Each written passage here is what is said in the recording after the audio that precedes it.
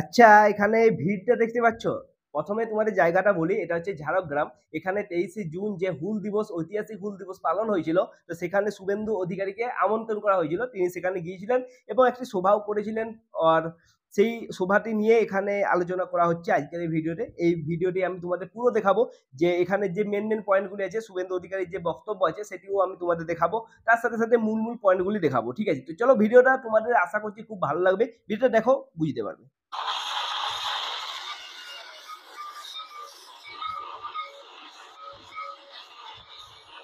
ভিড়টা দেখতে পাচ্ছ, কত মানুষ মানে সমাগম করেছে, এখানে জড়ো হয়েছে সেটা দেখতে পাচ্ছ। আর এখানে সব মানুষগুলোর মুখগুলো একবার তুমি অবশ্যই দেখো তোমরা, ঠিক আছে? তাহলে বুঝতে পারবে এরা কত খুশি যে শুভেন্দু অধিকারীকে তাদের নিজেদের কাছে পেয়েছে। সেই জন্য তো এরা খুব খুশি আছে, সেটা এখান থেকে এদের মুখ চোখ দেখেই বোঝা যাচ্ছে।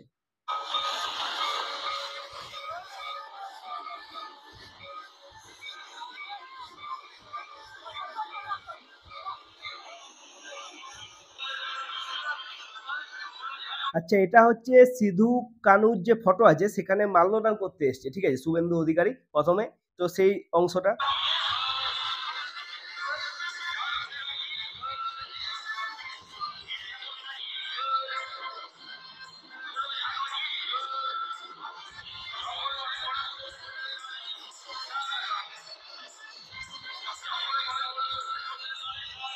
শুভেন্দু অধিকারীর চারপাশে ভিড়টা দেখতে পেয়েছো? মানুষের ভিড়টা একবার দেখো, সবাই ক্যামেরা করে এর ফটো নেওয়ার জন্য সবাই ক্যামেরা করছে।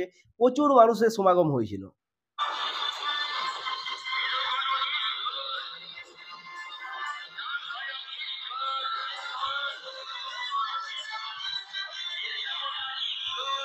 আচ্ছা, এরপর এখানে বিরসা মুন্ডার যে মূর্তি আছে সেখানে মাল্যদান করতে এসছে। তো এখানেও দেখো প্রচুর মানুষ একসাথে জড়ো হয়েছে, সমাগম হয়েছে।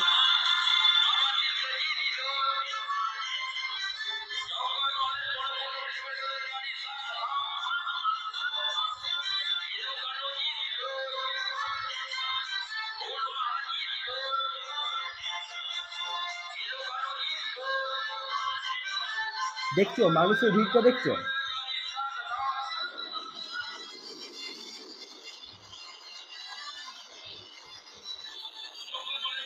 এখানে সভাস্থলে পৌঁছে গেছে, তারপর ওকে সম্বর্ধনা জানানো হচ্ছে। আর তারপর মনে হয় বক্তব্য শুরু হবে।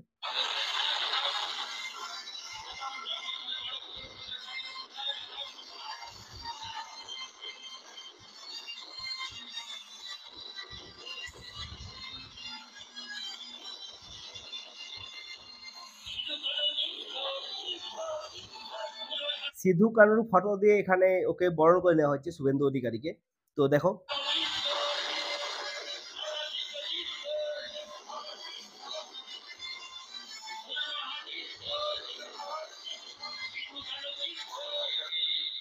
আমার অন্তর থেকে আজকের এই ঐতিহাসিক দিন হুল দিবস আপনাদের সকলকে হুল জোহার জানাচ্ছি। আচ্ছা, এটা তো বক্তব্য শুরু হয়ে গেছে শুভেন্দু অধিকারী। তো তার আগে আমি তোমাদের বলতে চাই, তোমরা কারা বা কতজন আদিবাসী সম্প্রদায়ের মানুষদের বাদ দিয়ে বলছি, আমরা যারা আছো সাধারণ মানুষ আদিবাসী বাদ দিয়ে, ঠিক আছে? তো তোমরা কতজন এই হুল বিদ্রোহ সম্বন্ধে জানো, হুল দিবস সম্বন্ধে জানো? আমরা পাঠ্য বইয়ে পড়েছিলাম, ছোটবেলাতে অবশ্যই পড়েছি। কিন্তু তাও তাছাড়া আরো কেউ কেউ কতটা বেশি জানো, সেটা অবশ্যই কমেন্টে আমাকে জানাতে পারো। আজকে আমাদের সাঁকরাইল ব্লকে একটি সামাজিক সংগঠন আদিবাসী যুবক বন্ধুদের দ্বারা পরিচালিত সেই সংগঠনের হুল দিবস উদযাপন প্রোগ্রামে আমাকে আমন্ত্রণ করার জন্য বা আপনাদের সকলের সঙ্গে মিলিত হওয়ার জন্য, এবং আমি শ্রদ্ধাভাজন সিধু মুর্মু কানু মুর্মুকে তার ছবিতে প্রণাম জানাতে পারলাম, ভগবান বিরসা মুন্ডার মূর্তিতে তার চরণে পুষ্পার্ঘ দিতে পারলাম, এবং আপনাদের এই যে সাংস্কৃতিক এবং সামাজিক মেলবন্ধন এবং এই ঐতিহাসিক দিন উদযাপনে আমার মূলবাসীদের সঙ্গে অপরূপ সুন্দরী, অরণ্য সুন্দরী জঙ্গলমহলে মিলিত হতে পেরেছি, তার জন্য আচ্ছা, তোমাদের মধ্যে এখানে কে কে জঙ্গলমহল থেকে দেখছো? কারণ আমি নিজেও জঙ্গলমহল অঞ্চলেই বসবাস করি, তো সেই জন্য বলছি। যারা দেখছো অবশ্যই কমেন্টে জানাবে। আমি আমাদের এই কালো সোনা আদিবাসী ইউথ প্রোটেকশন ক্লাব সামাজিক সংগঠন, তার সম্পাদক শ্রী ভূপেন সিং, বিশিষ্ট শিক্ষক, সঞ্চালক প্রভাস সোরেনকে বিশেষভাবে জোহার এবং কৃতজ্ঞতা জানাই। আপনারা ইতিহাস জানেন, আগের বক্তারা বলেছেন যে 1855 সালে এই দিনে কিভাবে ইস্ট ইন্ডিয়া কোম্পানির বিরুদ্ধে মূলবাসীরা সংগঠিত হয়েছিল। আচ্ছা, এখানে শুভেন্দু অধিকারী যে বিদ্রোহটা হয়েছিল ব্রিটিশদের বিরুদ্ধে, ঠিক আছে, যে আদিবাসী সম্প্রদায় থেকে করা হয়েছিল, সেই বিদ্রোহ সম্বন্ধে বলছে। তাদের উপর যে অত্যাচার বা শোষণ করা হচ্ছিল, তার বিরুদ্ধে যে তারা বিদ্রোহ করেছিল, উঠে দাঁড়িয়েছিল, রুখে দাঁড়িয়েছিল, সেটা নিয়ে একটুকু ইতিহাসটা আমাদের সবাইকে জানাচ্ছে। এবং সিধু মুর্মু, কানু মুর্মু, চাঁদ মুর্মু, ভৈরব মুর্মুর নেতৃত্বে নিজেদের শোষণের বিরুদ্ধে অধিকার আদায়ের জন্য আপনারা কত বড় লড়াই করেছিলেন। আমি হুল দিবসের কার্যক্রমে বাঁকুড়া, পুরুলিয়া, পশ্চিম মেদিনীপুর, ঝাড়গ্রাম বা আমাদের পূর্ব মেদিনীপুরেরও পাঁশকুড়া সহ, পশ্চিমে দেবরা সহ নানা প্রান্তে আমি কোনো না কোনো বছর আমি যাই 30শে জুন এবং 15ই নভেম্বর ভগবান বিরসা মুন্ডার জন্ম জয়ন্তীতে আমি কোথাও না কোথাও অ্যাটেন্ড করি 2009 সাল থেকে। আমি মনে করি, সব জায়গায় বলি, প্রতিবারই বলি যে ভারতবর্ষ যে 1947-এ স্বাধীনতা পেয়েছে 15ই আগস্ট, এটা ভিত্তিভূমি কিন্তু তৈরি হয়েছিল 1855 সালে হুল বিদ্রোহের মধ্য দিয়ে। হ্যাঁ, এটা তো ঠিকই বলেছে। কারণ আমারও মনে হয় যে এই আমাদের যে দেশ স্বাধীনতা অর্জন করেছিল, তো এটাতে শুধুমাত্র যে এরা ছিল সেটা নয়, এর সাথে সাথে সাঁওতালদের বা অন্য যে কোনো আদিবাসীদের, ঠিক আছে, এদের অনেকটাই মানে সাপোর্ট করেছে এরাও। কারণ আমরা সেটা দেখাচ্ছি না আসলে। তোমরা দেখলেই বুঝতে পারবে যে যতটা অন্যান্য সমস্ত বিপ্লবীদের যতটা আমরা শ্রদ্ধা করি, এদের কি এতটা শ্রদ্ধা আমরা করছি বা করার চেষ্টা করছি? আমি জানি না, কিন্তু আমার এটা মনে হলো তাই বলছি। তোমাদের কি মনে হয় অবশ্যই কমেন্ট করে জানাও। কারণ এরাও যথেষ্ট ভূমিকা পালন করেছে স্বাধীনতা অর্জনের ক্ষেত্রে। আমার সেটা মনে হয়। ব্রিটিশকে পরাস্ত করা সোপান তৈরি করেছিলেন আপনারা। আমি আপনাদেরকে মূলবাসী বলি এই কারণে, কারণ ভারতবর্ষ নির্মাণ এবং ভারতবর্ষের সবচেয়ে প্রাচীন জনগোষ্ঠী হলেন আপনারা। এটা তো ঠিকই, সবচেয়ে প্রাচীন জনগোষ্ঠী এরাই। কারণ আদিবাসী নামটা শুনলেই তোমরা বুঝতে পারবে, আদিবাসী, বুঝতেই পারছো, মানে সবচেয়ে প্রথমে এরাই এখানে বাস করতো। তো সেই জন্য কোথাও কিছু এখানে ভুল নয়। আপনারা এই দেশ মাকে, প্রকৃতি মাকে রক্ষা করার কাজ করে গেছেন নিরন্তর ভাবে। এই হুল বিদ্রোহে যে হুলগুলা, তার আজও প্রয়োজনীয়তা আছে। কারণ আজও সমাজে অত্যাচার, অবিচার, শোষণ, নারী নির্যাতন, দুর্নীতি এবং বিভিন্ন ভাবে আপনারা বা আমরা, শুধুমাত্র আদিবাসীরা নন, সকলেই নানা ভাবে, বিশেষ করে আমাদের এই রাজ্যে অত্যাচারিত হচ্ছে।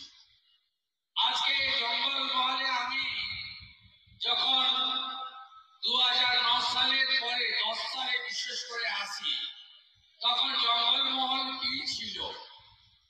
তখন একদিকে যৌথ বাহিনী অর্থাৎ রাজ্য পুলিশ আর প্যারামিলিটারি তৎকালীন সময় 10 সালে, আর অন্যদিকে শাসক দল, তারা যে অত্যাচারটা করেছে এবং যে অবস্থা আমি চোখে দেখেছি, আমি চাই না ওই রকম অবস্থা ফিরে আসুক। আমি নিজে দেখেছি হাসদা, সোরেন, মান্ডি, মুর্মু, এমনকি অন্যান্য মাহাতো সহ, কুর্মী সহ অন্যান্যদের, যারাই জঙ্গলমহলে প্রতিবাদ করেছেন, তাদেরকে, সে সিং হতে পারেন, মাঝি হতে পারেন, মুন্ডা হতে পারেন, তাদেরকে মাওবাদী তকমা লাগিয়ে জেলের ভিতরে মিথ্যা মামলায় ফেলে দেওয়া হয়েছে। কলকাতা রাজবাড়িতে থাকা বাবুরা কখনোই জঙ্গলমহলের মানুষের যন্ত্রণার কথা, তাদের অভাব অভিযোগ নিষ্পত্তির কথা তারা কখনোই পূরণ করবেন বলে আমার বিশ্বাস নেই। আমি নিজে হাতে কলমে দেখেছি। আজকে অরণ্য নেই। অরণ্য আপনি দেখবেন 10 বছর আগে জঙ্গল কি সুন্দর ছিল, এখন সব জায়গায় হাত দিতে দিতে জঙ্গলের গাছগুলো সাফাই হয়ে যাচ্ছে। ঠিক ঠিক একদম ঠিক। কারণ আশেপাশে আমিও তো দেখতে পাচ্ছি, আগে প্রচুর গাছ ছিল, এখন তো রাতারাতি গাছ কেটে দেওয়া হচ্ছে, জঙ্গল সাফ হয়ে যাচ্ছে, সেখানে অনেক জায়গাতেও জঙ্গল সাফ করে চাষাবাদ শুরু করে দেওয়া হয়েছে, ঠিক আছে। আর তাছাড়াও অনেক জায়গাতে রাতে চোরা শিকারি বা যারা যাই বলতে পারো, তো রাত্রেবেলা এসে গাছ কেটে নিয়ে পালাচ্ছে। তো অনেক গাছের গুড়ি রাস্তার আশেপাশে পড়ে থাকতেও দেখবে, হয়তো তোমরাও দেখেছো, ঠিক আছে। দেখেছো কিনা অবশ্যই জানাবে কমেন্টে। এ বড় কষ্ট আর মাননীয় ভূপেন সিং মহোদয় বলেছেন, অধিকার কেউ দেয় না, অধিকার আদায় করতে হয়।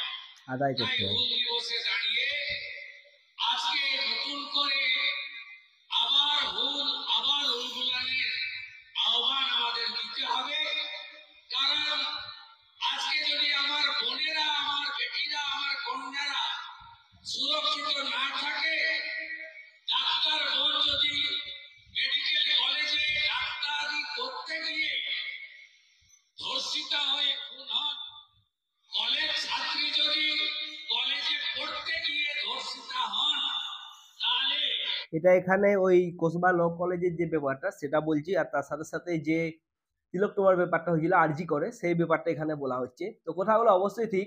আমি কালকে খবরে দেখছিলাম যে একটি একজন মাস্টার, একজন শিক্ষক, সে একজন ছাত্রীর সাথে এরকম যৌন নিগ্রহের ব্যাপার করেছে। ক্যানিং এ সম্ভবত খবরটা ছিল। আরেকটা খবর দেখলাম, সেটা আমাদের রাজ্যে নয়, উড়িষ্যাতে। তো একজন প্রফেসর, কলেজের প্রফেসর, প্রিন্সিপাল মনে হয়, তো একজন প্রিন্সিপাল একজন ছাত্রীকে যৌন নিগ্রহ করেছে।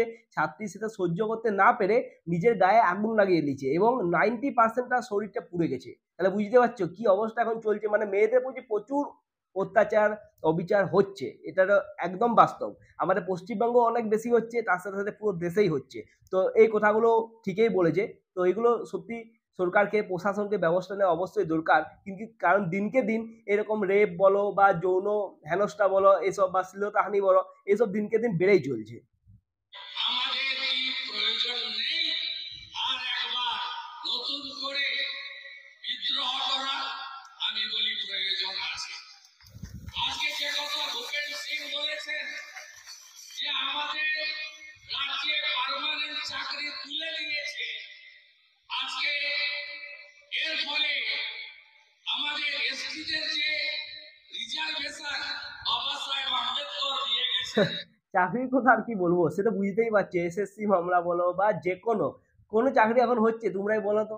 চাকরির তো অবস্থা একবারে এতই খারাপ যে আর কিছু বলারই নেই। কারণ সমস্ত ছেলেরা বা মেয়েরা কত দূর দূর পড়াশোনা করে, এমএ থেকে শুরু করে ইঞ্জিনিয়ার করে সব বাড়িতে বসে আছে, অন্য কাজে নেমে পড়ছে, ব্যবসাতে নেমে পড়ছে, কারণ চাকরির অবস্থা সত্যি খুবই খারাপ।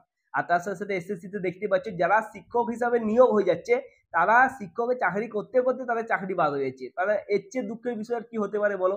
আপাতত আমি এই বিষয়টা নিয়ে একটা ভিডিও করেছি, তোমরা দেখতে পারো আমার চ্যানেলে গিয়ে, তো দেখতে পাবে এই নিয়েও আমি ভিডিও দিয়েছি। তাছাড়া যে কোসবার যেটা ল কলেজের ব্যাপারটা, সেটা নিয়েও ভিডিও করেছি। তো ভিডিওগুলো দেখবে, আশা করছি তোমাদের অবশ্যই ভালো লাগবে। আর এখানে দেখো, যদি এই ভিডিওটা তোমাদের এখনো পর্যন্ত ভালো লেগে থাকে, অবশ্যই একটা লাইক করো। আপনাদের ন্যায্য অধিকার, আজকে রিজার্ভেশনের সুযোগ আপনারা পাচ্ছেন না। কন্ট্রাকচুয়াল চাকরি, ক্যাজুয়াল চাকরিতে, ভিলেজ পুলিশে আপনারা রিজার্ভেশন পেয়েছেন না, সিভিক ভলেন্টিয়ারে রিজার্ভেশন পেয়েছেন না। এই সিভিক ভলেন্টিয়ারের চাকরিটা যখন এসছিল, তো আমাদের গ্রামে আমরা তো জানতেই পারি না যে এরকম কোনো মানুষকে নেওয়া হচ্ছে সিভিক ভলেন্টিয়ারের জন্য। মানে বলতে পারো যে পার্টির কিছু নির্দিষ্ট ছেলেদেরকেই এখানে সিভিক ভলেন্টিয়ারে যোগ করে দেওয়া হয়েছিল।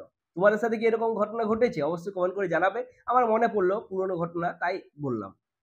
আশা কর্মীদের রিজার্ভেশন পেয়েছেন না,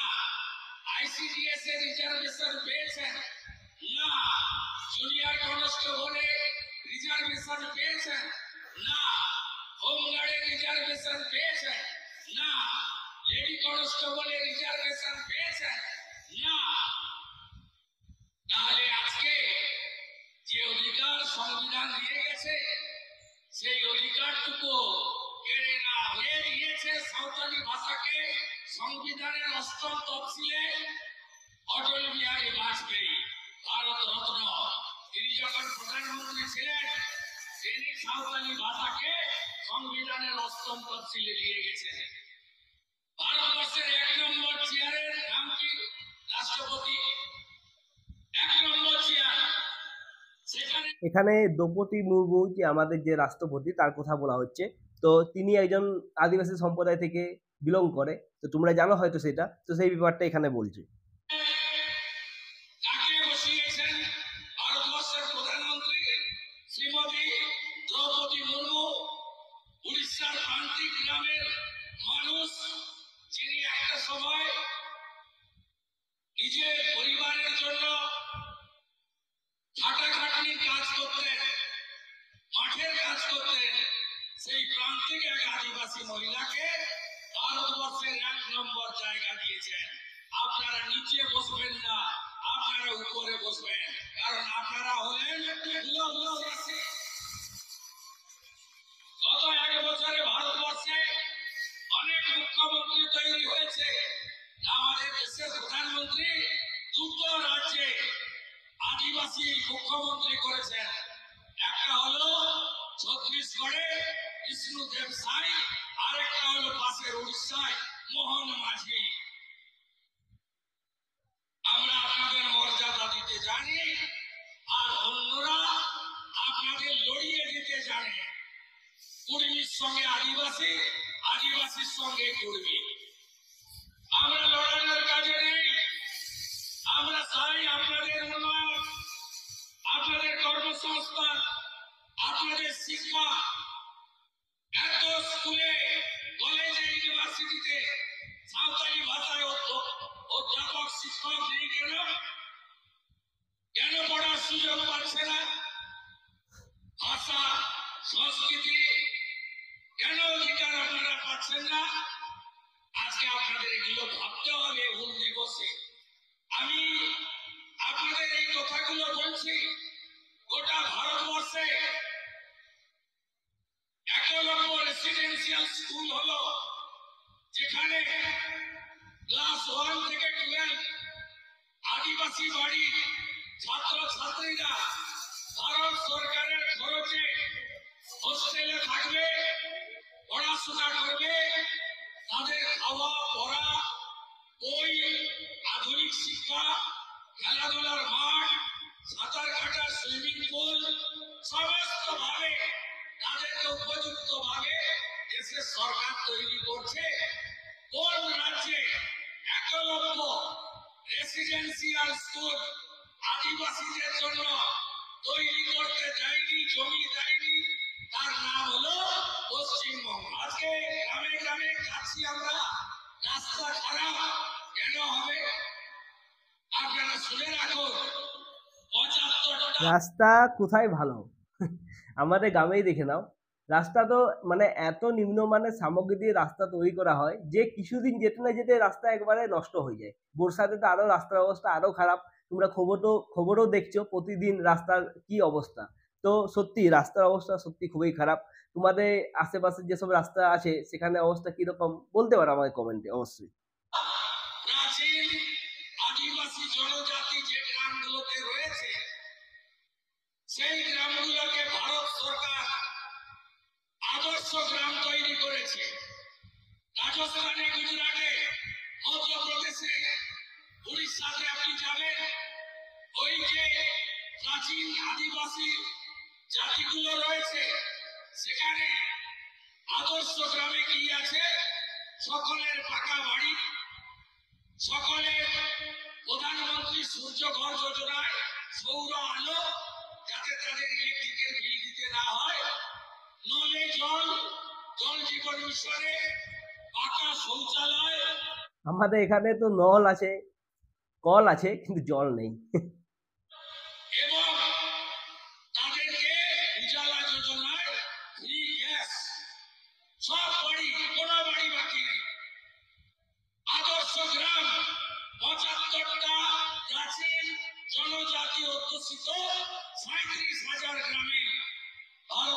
সরকার করেছে এবং প্রত্যেকটা গ্রামে সেখানে সাঁওতালি ভাষা সহ প্রাইমারি স্কুল এবং একটি করে প্রাইমারি হেলথ সেন্টার। গত বছর এই ঝাড়গ্রামে একাধিক নদীতে এমন খনন হয়েছে 5 থেকে 6 জন স্কুল ছাত্র এবং জ্বালানি কুড়োতে যাওয়া মা মারা গেছেন। শুধুমাত্র ঝাড়খণ্ডে নয়, পুরো পশ্চিমবঙ্গে জুড়েই অবৈধভাবে বালি খনন কিন্তু প্রচুর বেড়ে গেছে। তোমরাও দেখতে পারবে যে নদীতে যেগুলো বড় বড় নদী আছে, প্রচুর জেসিবি মেশিন দেখতে পাবে রাতারাতি বা দিনের বেলাতেই। আমার তো মনে হয় কিছু পুলিশের অধিকারীও এদের সঙ্গে অবশ্যই যুক্ত আছে, কারণ তাছাড়া কিভাবে সম্ভব যে এত 2 নম্বরই ভাবে এত বালি চুরি কিভাবে সম্ভব বলো, তোমরাই বলো। আর তারা চিরদিন যাতায়াত করছেন একরকম রাস্তা দিয়ে, আর এরা পুলিশ আর বালি মাফিয়া এরা টাকা নিয়ে জেসিবি মেশিন ঢুকিয়ে এখানে সেখানে কেটে দিচ্ছে। আপনারা নদীতে জেসিবি মেশিন নামাতে দেবেন না। আমি ভারত সরকারের মন্ত্রী ভূপেন যাদবকে বলেছিলাম, উনি বলেছেন লিখিত অভিযোগ দিন, সব বন্ধ করবো। 2 মিটারের বেশি মাটি বালি কাটতে পারে না, নদীর বেড়ে জেসিবি এবং টকলিং ঢোকাতে পারে না, সব করছে। লালগড়ে প্রতিবাদ করলো এক ডাকাত সৌরভ রায় ঠিকাদার, গোটা গ্রামকে জেলে ঢুকালো আইসি লালগড়, গোটা গ্রামকে। জামিন পেলেন তারা 3 মাস জেল থেকে। এ অত্যাচার মেনে নেবেন আপনারা? পতাকা নিয়ে করতে হবে না, পতাকা ছাড়া মাদল খমসা আর এই তীর ধনুক টানিয়ে নিয়ে বেরোন। এই অত্যাচার আমরা বন্ধ করবো শুধু। আমি আপনাদের নিয়ে আগামী দিনে আপনাদের এগিয়ে নিয়ে যাওয়ার কাজ করব। অধিকার আদায়ে আপনারা সবাই ঐক্যবদ্ধ থাকবেন, এক থাকবেন, একসঙ্গে লড়বেন। আচ্ছা, এখানে ভিডিওটা শেষ। তো তোমাদের কি মনে হলো শুভেন্দু অধিকারীর ভাষণটা শুনে পর? আর তার সাথে সাথে তোমাদের কি এটা মনে হচ্ছে না যে বিজেপি এখানে শুভেন্দু অধিকারীকে বিজেপির তরফ থেকে মুখ্যমন্ত্রীর মুখ হিসাবে আহ, চিহ্নিত করার চেষ্টা করছে, মানে তাকে প্রতিষ্ঠিত করার চেষ্টা করছে মুখ্যমন্ত্রী হিসাবে? আমার তো এটাই মনে হচ্ছে, কারণ তিনি যেভাবে ভাষণ দিচ্ছেন, যেভাবে তিনি আহ, সরকারের বিরুদ্ধে কথা বলে যাচ্ছেন, তার থেকে তো এটাই মনে হচ্ছে। তোমাদের কি মনে হচ্ছে অবশ্যই কমেন্ট করে জানাও। আর এই ভিডিওর কোন পার্টটা তোমাদের সবচেয়ে বেশি ভালো লাগলো সেটা অবশ্যই বলবে। তার সাথে ভিডিওটি প্লিজ লাইক করো আর চ্যানেলটি শেয়ার করতে পারো, সাবস্ক্রাইব অবশ্যই করে দাও। এরকম ভিডিও আমি আবারও নিয়ে আসবো। আর তার সাথে সাথে বাকি চ্যানেলে যে ভিডিওগুলি আছে সেইগুলো একবার করে অবশ্যই চোখ বুলিয়ে আসতে পারো। আশা করছি ভিডিওগুলো তোমাদের অবশ্যই পছন্দ হবে, ভালো লাগবে। তো দেখা হবে নতুন ভিডিওর সাথে, ততক্ষণের জন্য নমস্কার।